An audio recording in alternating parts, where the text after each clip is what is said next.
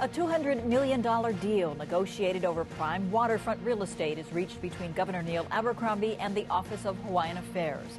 Lawmakers failed to approve a previous settlement reached under the Lingle administration. How will this deal fare in this second round? Good evening and thanks for joining us. I'm Paula Akana. Lawmakers in both houses today got their first look at some of the details of a tentative ceded land settlement that was announced late last year.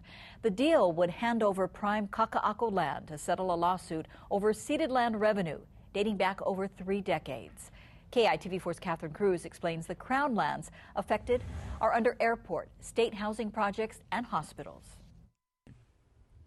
The deal covers 30 acres in an area that's said to generate more than $1 million a year for the state. The greatest potential is in the redevelopment of the waterfront. This is in conjunction, Mr. Chairman, with the redevelopment of the basin, of Kewalo Basin. This is an unprecedented opportunity for a commercial foundation for Native Hawaiians. Unprecedented. This is going to be worth a fortune. To some, it is a fortune to fund a future, a land base for a yet-to-be-established nation of Hawaii.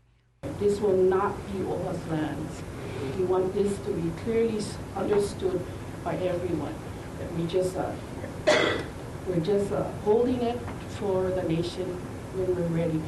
OHA hopes to be able to develop one of 2 parcels along Ala Moana Boulevard right away. The plan would include a high-rise that would eventually house OHA offices and bring other Native Hawaiian groups like Alulike and the Native Hawaiian Legal Corporation under the same roof. Many believe that they're Opala lands because it was once a rubbish dump, but there are still the inshore areas inside of Kewalo that is still very profitable to develop. And these lands are intended to be a revenue base generated for our beneficiaries. The agency that oversees Kaka'ako is helping to shepherd the deal.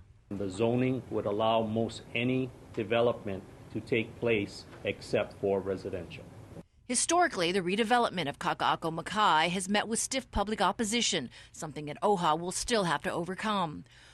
Machado was more confident of support in the Senate, but not so in the House, where a critical deadline looms midweek.